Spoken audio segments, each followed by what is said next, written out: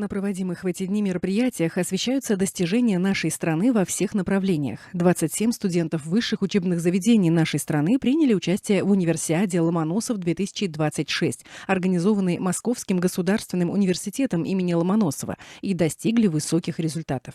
В направлении лингвистика первого места удостоились студентка Туркменского национального института мировых языков имени Довлетмамеда Азаде Гунча Мусаева, магистрант Туркменского сельскохозяйственного университета Яран Худайбердиев, а также студентка Туркменского государственного педагогического института имени Сейтназара Сейди Лейли Рахманова.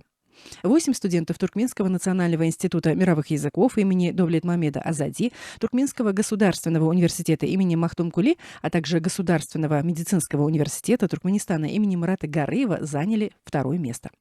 Завоевав в общей сложности 11 призовых мест на прошедшей в Москве универсиаде, туркменские студенты продемонстрировали блестящие знания русского, английского и французского языков и удостоились высокой оценки профессорско-преподавательского состава МГУ имени Ломоносова по направлению лингвистика.